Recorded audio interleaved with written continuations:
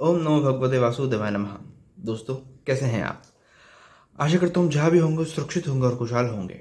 दोस्तों, दिल्ली देश की कैपिटल तो है, लेकिन साथ साथ रेप कैपिटल बन चुकी है दोस्तों। जी हाँ, इस मुद्दे पे मैंने वीडियो बहुत पहले बनानी थी, लेकिन किसी कारणवश नहीं बना पाया। बीच में और मुद्दे भी आ गए थे, तो ये बात वहीं रह गई थी दोस्तों, एनसीआरबी की 2022 की रिपोर्ट के हिसाब से 2021 में दिल्ली में 1226 रेप केसेस रजिस्टर हुए हैं। यानी ऑन एन एवरेज 3 से 4 रेप दिल्ली में रोज हो रहे हैं। 3 से 4 रेप दिल्ली में रोज हो रहे हैं। उसके बाद जो बूढ़े लोग हैं, जो बुजुर्ग लोग हैं, उनके खिलाफ जो क्राइम है वो ज़्यादा बढ़ चुका है। पिछले 2-3 साल के मुकाबले जो है, जो 2022 या 2021 की रिपोर्ट है उस हिसाब से जो बुजुर्ग लोग हैं वो भी खतरे में हैं, और पिछले कुछ सालों के मुकाबले ज़्यादा खतरे में है। ये बातें मैं इसलिए बोल रहा हूँ दोस्तों, क्योंकि हमारे एक ईमानदार सीएम, जिनके घर से ही ईमानदारी की गंगा बहती है, उनको ये चीज़ें नहीं दिखाई देती हैं। उन्होंने सीधा एक फैसला लेते हैं दिवाली पे पटाखे बैन करने का। अभी दिवाली पे पटाखे बैन करने का उन्होंने फैसला लिया है। छठ पूजा पे पटाखे बैन करने का फैसला लिया है। लोगों ने उनसे पूछा कि क्या आप जो हैं भैया, ये ईद पे भी क्या जो जानवरों की हत्या को बैन करेंगे? कोई जवाब नहीं दिया उसने, कोई भी जवाब नहीं दिया उसने। तो अरविंद केजरीवाल को सिर्फ पटाखे बैन करने की लगी हुई है। ये नहीं दिखता उनको, ये महिलाओं के लिए बस फ्री कर देंगे, ये मेट्रो फ्री कर देंगे, ये पिंक लाइन चला देंगे। वो फलाना चलाने से कुछ नहीं होता भाई साहब, कुछ नहीं होता है। जब तक आपकी नींव स्ट्रांग नहीं है ना, आप महिलाओं की सुरक्षा की बातें करते हैं और एक दिन में 3 से 4 रेप हो रहे हैं आपकी दिल्ली में, और आपको शर्म नहीं आती इस बारे में? आपने क्या किया दिल्ली के क्राइम को लेके? फिर आप बोलते पुलिस हमारे हाथ में नहीं है। फिर आप कुछ कर लेते तो कहते देखो हमने क्राइम कर लिया सही। मतलब जब आपके ऊपर जिम्मेदारी होती है तो आप दूसरे को ब्लेम डाल दें, है ना। लेकिन जब आप खुद से कोई काम कर दें तो उसकी तारीफ लेने के लिए फटाफट जो है प्रेस कॉन्फ्रेंस कर लेते हैं और करोड़ों रुपए खर्च करते थे एडवर्टीजमेंट के ऊपर।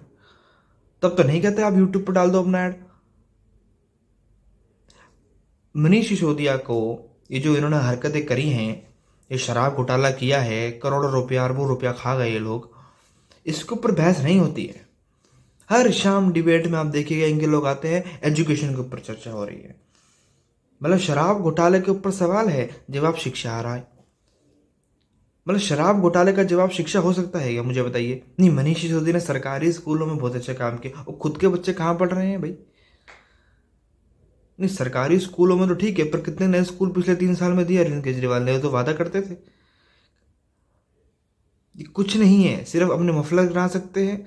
शराब की दुकानों को उनको कोई आइडिया नहीं कितनी है कितनी नहीं है, घोटाला कर दिया नई नई स्कीमें लाके, और पैसा कहाँ है कहाँ नहीं गया किसी को नहीं पता। जो सिरसा जी हैं, सिरसा जी का अगर आप वीडियो देखेंगे, सिरसा जी की वीडियो देखेंगे, उन्होंने एक एक पॉइंट जो है ना, मैं चला नहीं सकता, कॉपीराइट आ सकता है, एक एक पॉइंट जो है ना उन्होंने उठाया, एक एक पॉइंट। अगर आप वो गौर से देखेंगे उस वीडियो को, एक एक पॉइंट उन्होंने उठाया और एक एक फैक्ट बताया है कि कैसे घोटाला किया है, क्या स्कीम लाए, और किन लोगों ने अरविंद केजरीवाल साहब की मदद करी है इस चीज़ में। तो इस आदमी को ये नहीं दिखता। हाँ, बस हिंदुओं के त्यौहार आ रहे हैं, बस कभी गणेश चतुर्थी, कभी दिवाली, कभी छठ पूजा, अभी होली भी टाइम पे भी इसने ये सब किए थे। तो हर वक्त जो है हिंदुओं के त्यौहार, देखिए मैं नहीं कह रहा हूँ कि और राज्यों में क्राइम नहीं है, बिल्कुल है, मध्य प्रदेश में भी है, उनकी भी क्लास ली जाएगी, ठीक है ना। लेकिन कम से कम अगर आपसे पूछा जाए कि भैया शराब घोटाला, आप जवाब दे रहे हैं शिक्षा, ये कोई जवाब होता है क्या? ये कोई जवाब होता है क्या?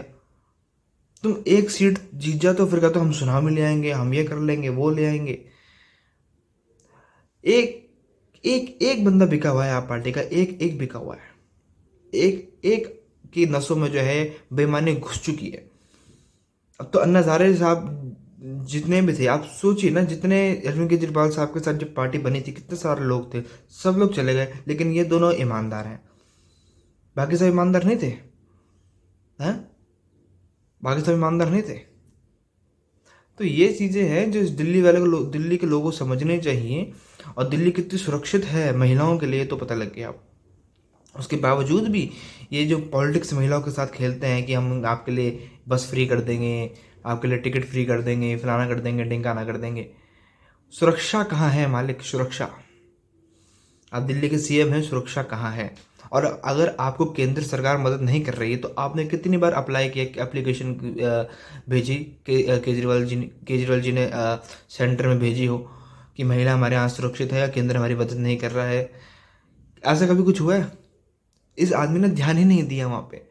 3 से 4 रेप केस हर रोज दिल्ली में हो रहे हैं और ये आदमी आराम से बैठा हुआ कह रहा है नहीं पटाखे बैन कर दो। खुद के बच्चे सुरक्षित हैं इसलिए इसको लग रहा है कि दिल्ली सुरक्षित है। ऐसा नहीं होता साहब। कह रहे चलिए दिल्ली वाले भुगत रहे हैं, मैं ही चाहता हूँ कि दिल्ली वालों को अकल थोड़ी जल्दी आ जाए और सुधर जाए दिल्ली। जय हिंद, जय भारत, जय सनातन।